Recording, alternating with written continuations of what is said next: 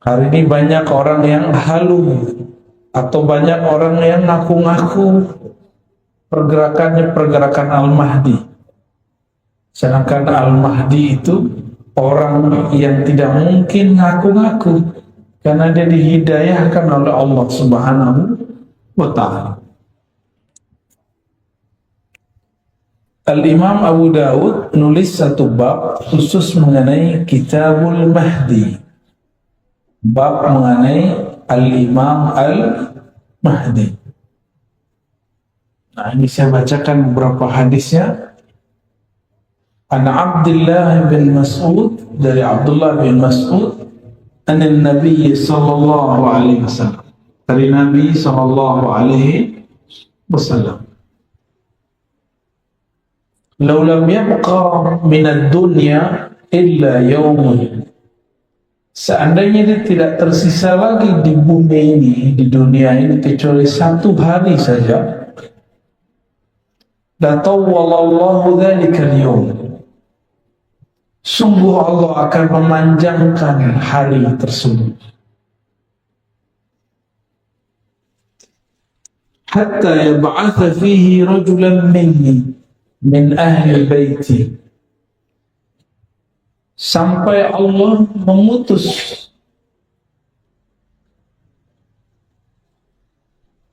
pada hari tersebut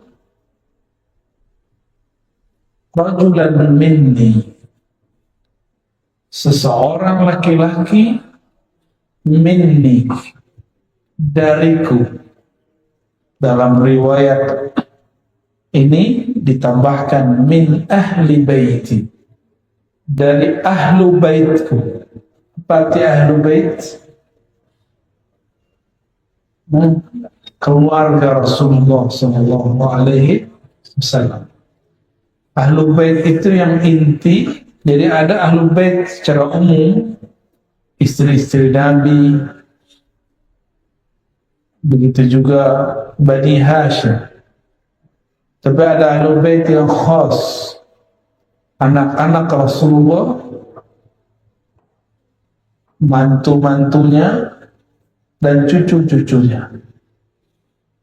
Maka dalam hal ini yang termasuk di dalamnya adalah Utsman, Ali. Terkhusus untuk Sayyidina Ali karena dari beliaulah bersambung nanti zuriat Rasulullah SAW dari jalur Fatimah. Ya, ini kekhususan bahwa Nabi tidak punya anak laki-laki, maka anaknya dari jalur perempuan. Sayyidina Ali punya anak Hasan Hussein, dan Nabi SAW sangat mencintai mereka. Jadi Ahlul Bait yang khas disebut Nabi,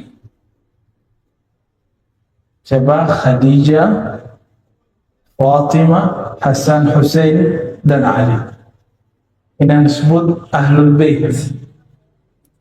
Zuriat Sayyidina Hasan dan Hussein, mereka lah yang disebut dengan zuriyah, keturunan Ahlul Bait.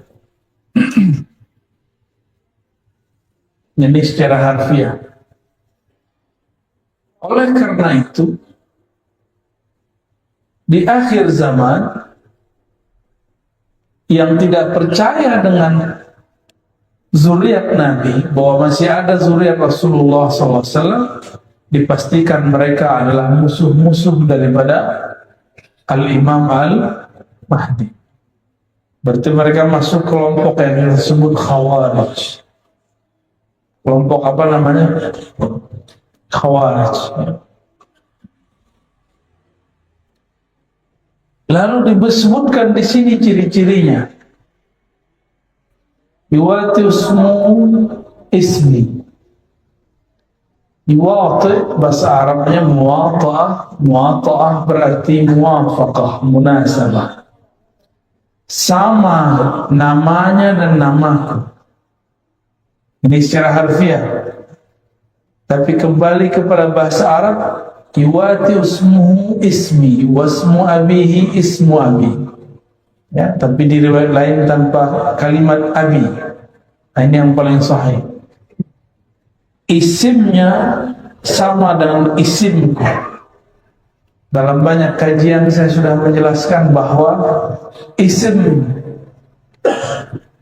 yang kita terjemahkan nama ternyata kurang tepat. Karena kalau sekedar nama, sudah banyak zuriat Nabi bernama Muhammad, benar, atau Ahmad, atau Mahmud, dan nama ayahnya Abdullah, sudah banyak. Ternyata maksud daripada isimnya berkesesuaian dengan isimku. Itu maksudnya adalah isim dalam pemaknaan yang lebih luas. Ya, apa arti ism? Al-ismu al-alamu wal-sumu. Jadi isim itu maknanya tanda-tanda. Dan yang kedua, as-sumu, ketinggian ilmu. Jadi apapun tanda-tanda yang ada pada diri Rasulullah SAW, maka akan ada pada Al-Imam Al-Mahdi. Nah, sekarang nih Mahdi palsu lagi nyocok-nyocokin tanda-tanda dia. Ya. Tapi mereka salah paham, dikira itu tanda-tanda fisik. Ya, karena di hadis berikutnya disebutkan Al-Mahdi itu minni, dari keturunanku. Ya, dalam hadis Abu Daud nomor 4285, ajlal jabhah, jidatnya lebar. Yang jidatnya lebar mulai GR ya. Jidatnya sempit. Wah, kayaknya bukan saya nih. Ada orang datang jidatnya lebar ke saya, mau ngaku dia Imam Mahdi, tapi langsung kita bilang, jidat lebar kayak kamu mau ngaku Mahdi? Ya, ngaca dulu ya. Jidat lebar itu bukan berarti semua orang yang punya jidat lebar berarti ada bakat jadi Imam Mahdi. Ya, itu orang stres mungkin ya. Aqnal anf, hidungnya mancung sedikit agak bengkok, atau bengkoknya bagaimana. Tapi ini juga salah satu makna. Tapi ingat, ini itu setelah Imam Mahdi diislah, ada namanya islah. Jadi Imam Mahdi itu dalam hadis yuslihuhullahu fi lailah, akan Allah islah dia, perbaiki dia dalam satu malam. Berarti kalau sekarang Imam Mahdi ada, itu masih Allah tutup. Kalau dia diislah, islah itu diperbaiki, dicocokkan, berarti sekarang belum terlihat cocok. Berarti sekarang belum matching lahir batinnya, sehingga orang bingung, ini masa ini Imam Mahdi. Tapi karena kajian-kajian akhir zaman ini berdasarkan cocoklogi yang parah, banyaklah orang-orang yang jidatnya lebar, hidungnya agak mancung dikit, terus GR. Sepertinya saya lah Al-Mahdi. Ditambah pandemi datang, tambah stres, ya. Dan tidak satu dua yang ngaku kepada saya bahwa dirinya Al-Mahdi. Al-Mahdi itu bukan pencirian fisik. Maka kembali kepada hadis yang tadi,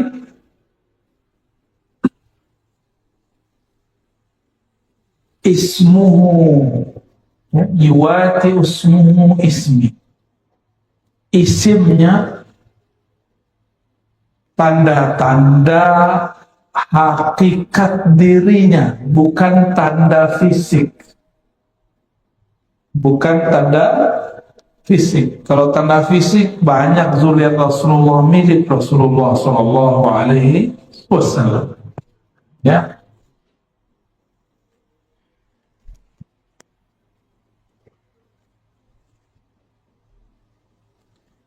Lalu apalagi artinya?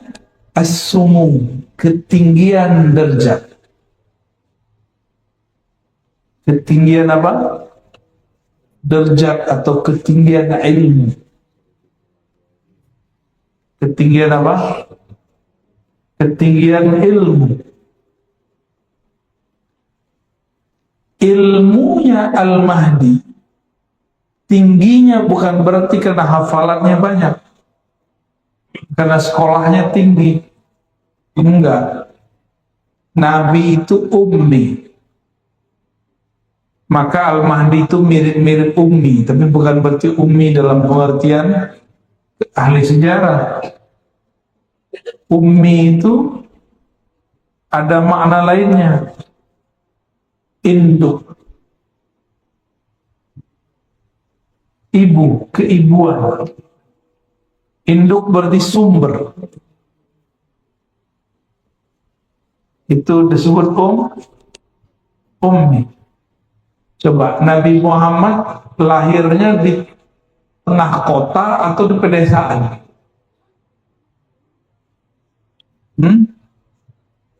Mekah itu kota pedesa?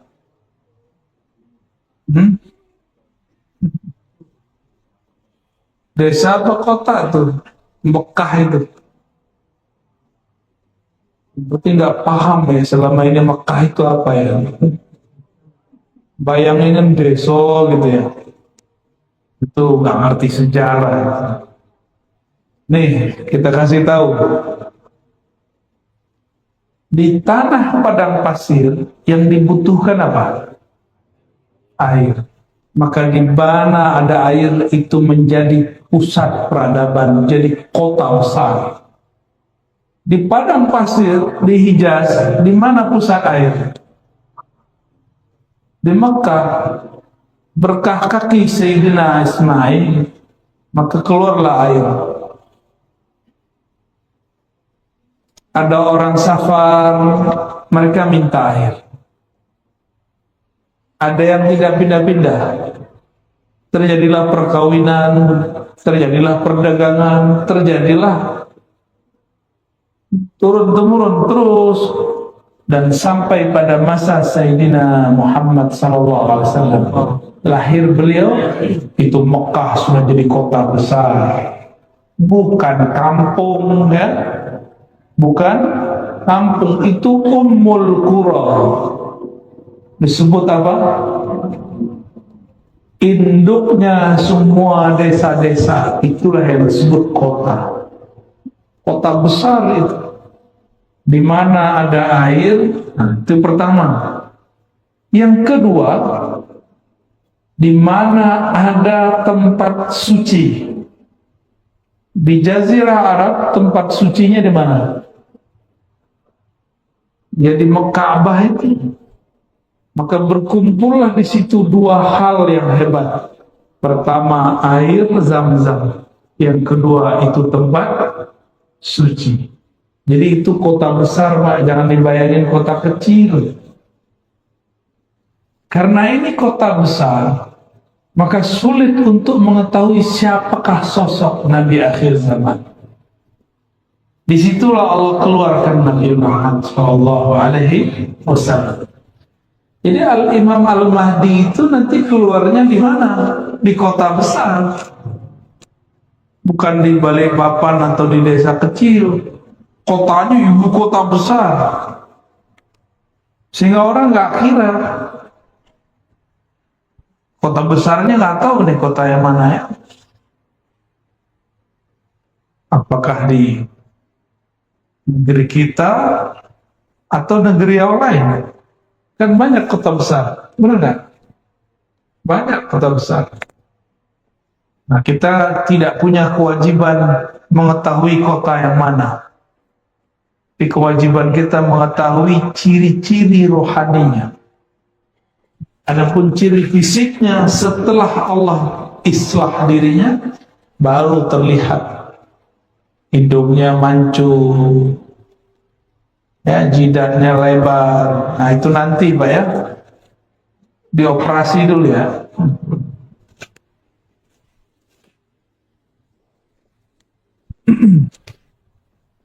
Nabi Muhammad SAW ketika kecil kolbunya dibersihkan oleh Sayyidina Jibril, Sayyidina Mikail. Maka Al-Imam Al-Mahdi itu kecilnya pasti dibersihkan juga oleh Allah. Bukan mimpi, keadaan jaga. Karena Nabi Muhammad SAW mengatakan, waktu aku kecil, tiba-tiba ada dua makhluk putih bersayap turun dari langit, mengeluarkan isi jantungku, lalu membersihkan dua roda hitam di dalamnya. Itu pernah kejadian. Nah, Imam Mahdi pasti di waktu kecilnya mengalami hal yang sama. Bukan mimpi. Kalau mimpi nggak masuk. Mungkin dia cuma seorang wali. Bisa jadi wali Allah, bisa jadi wali setan. Apalagi Nabi Muhammad SAW ketika beliau jalan di pohon ucapin salam, jidatnya lebar. Itu pohon ucapin salam? Enggak. Kalau iya langsung dibilang orang kayaknya miring ya. Masa pohon ngucapin salam? Nabi Muhammad SAW melewati pepohonan, bebatuan, itu batu mengucapkan salam. Terbayang nggak? Lagi jalan tenang-tenang, tiba-tiba dengar suara batu. Gimana? Batu ngomong. Kabur atau tetap sini? Mana? Kabur ya? Saya yakin yang sudah umur 50-60 aja penakut ya.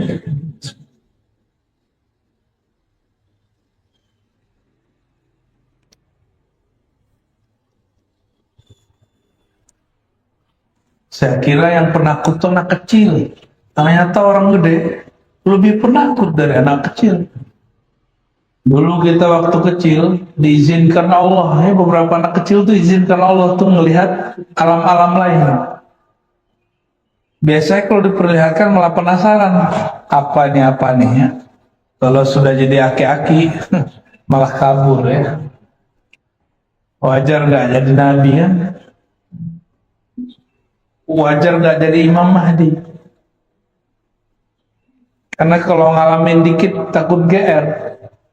Kawan saya baru mimpi ketemu Rasul, girangnya bukan main. Baru mimpi ketemu Rasul SAW. Ibunya Rasulullah hampir tiap malam ketemu malaikat atau ruh para nabi. Hampir tiap malam. Udah gak kaget. Udah gak norak kira-kira begitu. Tapi kawan kita baru sekali mimpi Rasul, cerita kemana-mana ya, girang. Itu baru dikasih satu mimpi. Mimpi itu adalah wahyu-wahyu yang tersisa. Mimpi yang saleh, mimpi yang bagus, ar-ru'ya as-salihah, itu adalah busyra, kabar gembira yang masih tersisa di akhir zaman, bentuk lain daripada wahyu-wahyu yang tersisa. Disebut ilham atau mimpi yang baik. Maka Al-Mahdi itu tidurnya adalah perjalanan rohani. Bisa jadi dia diperjalankan ke masa lalu, bisa jadi dia diperjalankan ke masa depan. Ya.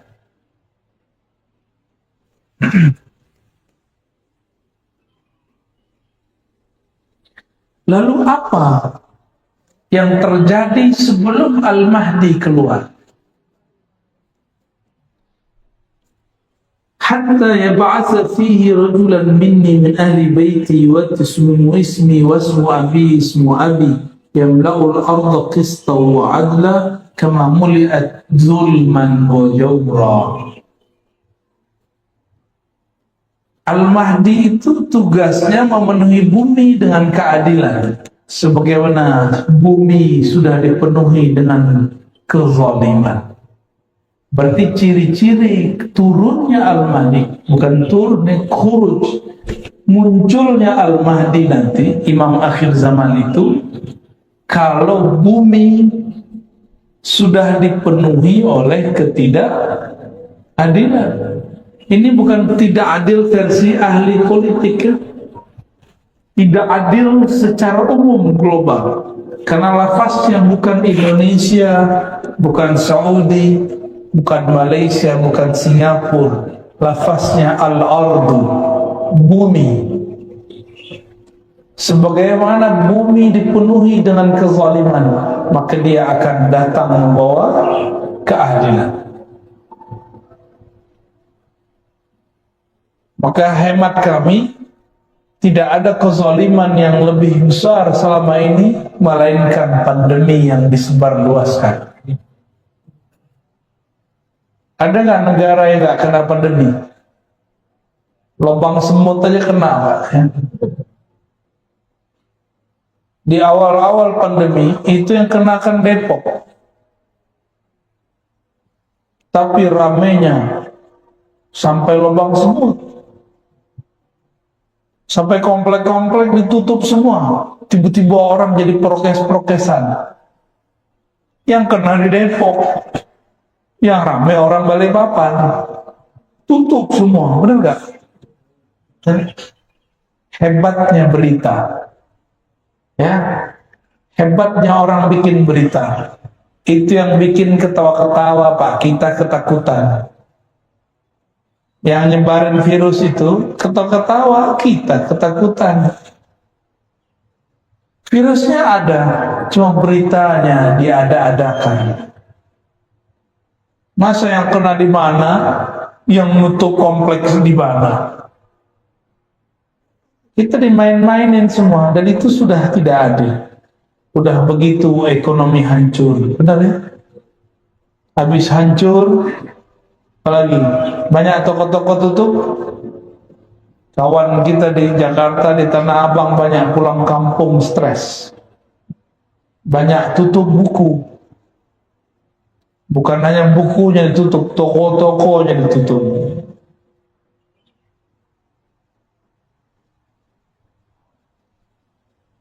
Ternyata Nabi sudah pernah mengabarkan dulu di akhir zaman pasar-pasar di mana-mana tapi sepi. Maka sekarang depan komplek sudah ada toko-toko, udah kayak pasar, tapi sepi. Maksudnya apa? Orang nggak belanja lewat pasar. Nabi kan nggak mungkin bilang nanti di akhir zaman ada Tokopedia, ada Lazada, ada Shopee. Kullu bid'atin dhalalah. Nggak mungkin Nabi bicara dengan lafaz-lafaz begitu.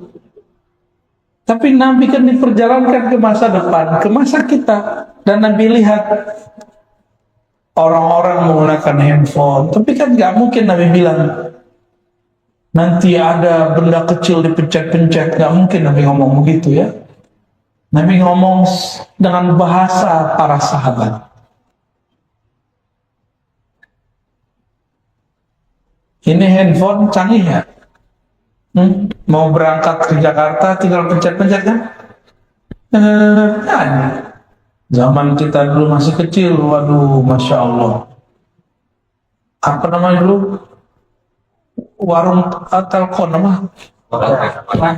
Wartel, bukan warteg ya. Wartel, ribet. Nelfon 5 menit, kenanya 50.000. Sekarang Bapak bisa telepon sepanjang-panjangnya, secapek-capeknya, sampai dower bibirnya boleh, sampai habis tuh baterainya boleh, tapi nggak nyampe 50 Ini ke depan fasilitas hidup tambah mudah. Tapi karena manusia dimanjakan, maka perasaan dia susah sedikit terasa susah sekali. Kita ini terlalu manja, Pak. Dulu kita biasa kemana-mana jalan kaki, benar. Sekarang cuma 100 meter pakai mobil. Gaya benar ya. Cuma ke depan 500 meter udah pakai motor. Wajar kalau sudah banyak penyakit hari ini. Masih muda, penyakitnya sudah banyak. Ini juga zolim kepada badan. Itu bagian dari kezaliman. Dan salah satu ciri Al-Mahdi nanti banyak anak-anak muda sudah sakit-sakit badannya. Udah gak sehat. Karena pemalas, disebut kaum rebahan. Baru dengar ya? Udah muncul Pak istilah itu, kaum rebahan ya. Maka kita yang ngaji-ngaji begini, jangan rebahan lah ya, sandaran boleh. Rebahan jangan ya. Gak sopan ngaji kok rebahan. Tapi di rumah boleh ya? Ya di luar rumah kan aneh gak lihat untuk mengaji kayak gimana. Maka disebutkan seandainya hanya sisa 1 hari kiamat, maka di hari itu Allah panjangkan rasanya ribuan tahun. Ya ba'asu, Allah kirimlah. Nah ini bahasanya ya ba'asullah rajulan, Allah utus. Berarti Al-Mahdi ini utusan juga. Cuma bukan sebagai Rasul, bukan sebagai Nabi, sebagai wali. Oh berarti wali diutus? Oh iya, wali itu ada tugasnya, maka disebut wali. Wali kota aja ada tugasnya, masa waliullah gak ada tugasnya? Waliullah itu kerjanya bukan megang tasbih doang ya. Kalau mengamalkan tasbih doang mah ahli zikir biasa itu. Wali Allah itu orang yang ditugaskan oleh Allah untuk menjaga alam semesta. Maka ada wali Allah di gunung, ada wali Allah di sungai, ada wali Allah di laut, ada wali Allah di kutub utara, di kutub selatan. Ada wali Allah jagain awan, ada wali Allah jagain batu bara tuh, biar gak kebakar terus. Makanya aneh, musimnya selalu ada hujannya, benar gak? Kalau enggak kebakar terus itu kalau nggak ada wali Allah nggak jadi. Kekasih Allah, kekasih Allah ini doa-doa mereka menyejukkan alam semesta. Zikir-zikir mereka menenangkan alam semesta. Langsung tenang itu alam. Allah itu memandang ke dalam kolbu. Kolbunya alam adalah wali Allah. Kolbunya alam adalah. Jadi kalau sudah tidak ada wali-wali Allah itu kiamat bumi. Wali Allah itu bukan orang sakti, tapi orang yang kenal kepada zat yang maha sakti. Itulah puncaknya nanti pada Al-Imam Al-Mahdi. Di dalam hadis Imam Ahmad dikatakan, seperti yang pernah saya sebutkan dalam banyak tempat, itu imam akhir zaman. Khilafahnya ala minhajin nubuwah. Pemerintahannya bukan lagi monarki demokrasi. Jadi kita nggak nyalahin demokrasi, nggak nyalahin monarki. Emang itu udah sunnatullah. Nanti beliau pemerintahannya, minhajnya, sistemnya, sistem nubuwah. Nubuwah itu beda dengan risalah. Nubuah itu beda dengan ilmu fikih. Apalagi ilmu hadis. Arabi cuma bilang mana dalilnya, itu gak cukup lah. Nubuah itu ilmu yang Allah turunkan, yang Allah simpan di dalam kalbu kekasih-kekasihnya. Itu disebut dengan nubuah. Maka Al-Mahdi itu dia bergerak dengan gerakan di dalam kalbunya berdasarkan petunjuk dari Allah Subhanahu wa Ta'ala. Bukan hanya sekedar hafalan Al-Quran, dia dapat ilham langsung dibimbing oleh Allah. Dan gak mungkin lah ya Al-Mahdi main YouTube ya. Yamliku sab'a sinin. Dia nanti akan memimpin, mentadbir alam selama 7 tahun. Di riwayat lain 5 tahun. Ada yang paling panjang menyebutkan 9 tahun. Tapi nggak usah khawatir, Pak. Sebelum beliau memerintah, beliau sudah muncul. Di saat itu terjadi paceklik di alam semesta. Lalu puncaknya 40 hari Ad-Dajjal, Al-Masihud Dajjal keluar. Tapi 40 hari sama seperti 40 tahun. Lama rasanya. Kok bisa kita ini hidup terasa cepat karena Bapak Ibu sibuk. Nggak ngapa-ngapain, sibuk. Main handphone, ya, nonton. Dulu di zaman kita masih kecil, orang nonton aja dimarahin guru. Sekarang guru-gurunya main handphone. Maka waktu sebentar sekali, sudah tak terasa, sudah 2 tahun kita hidup bersama pandemi. Bapak belum talak-talak juga dia ya? Karena dia nggak mau ditalak dia. Benar 2 tahun? Tegangnya kok udah hilang. Kayaknya dulu kalau masuk masjid orang nggak pakai masker langsung dipelototin. Padahal yang kena orang Depok. Tutup musola nggak dulu? Dilarang tuh. Semua ketakutan, Pak. Itu bukan pemerintahnya yang salah. Bukan imam masjid yang salah. Emang sudah begitu masanya. Bukan hanya musola masjid, gereja ditutup. Wihara ditutup semua. Jadi jangan kita kemudian pakai otak konspirasi, abal-abalan. Konspirasi itu ada ilmunya, ada teorinya, jangan pakai teori abal-abalan. Wah, ini tanda nih, tanda ingin menghancurkan umat Islam nih. Oh, mesti ditutup. Ya salam. Kristen juga tutup gerejanya. Yang waras kalau mikir. Ya, mikir itu yang cerdas sekalian, yang kritis sekalian, benar sekalian. Ya. Jangan ngomong nanggung kalau kritis. Jangan mikir begitu ya. Semua, Pak. Karena Dajjal itu musuh semua agama. Musuh semua agama. Nanti ada masa handphone tidak bekerja. Ini kabar buruk, Pak. Saya bukan nakut-nakutin. Kata ahli bahan bakar di dunia.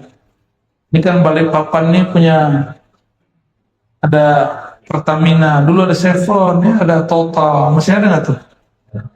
Udah nggak ada ya? Udah angkat kaki dia. Itu ciri-ciri itu deh. Nanti 2030 kata mereka, mobil-mobil kita yang pakai bensin, pakai solar, nanti nggak bisa lagi, kehabisan energi. Jadi mumpung masih bisa beli mobil bensin, Pak, beli nggak sekarang? Nggak jauh juga ya. Maksud saya sederhana. ilmu tentang akhir zaman itu beda ahli, beda ibarat, beda istilah. Kita menyebutkan di akhir zaman semua kembali manual, gitu. Ya, tapi dalam bahasa orang-orang ekonom, bahasa orang-orang ahli bahan bakar segala macam, nanti 2030 orang mesti beralih kepada listrik. Saya nggak yakin juga. Kita tunggu Pak 2030, ya? Bapak mau nunggu nggak?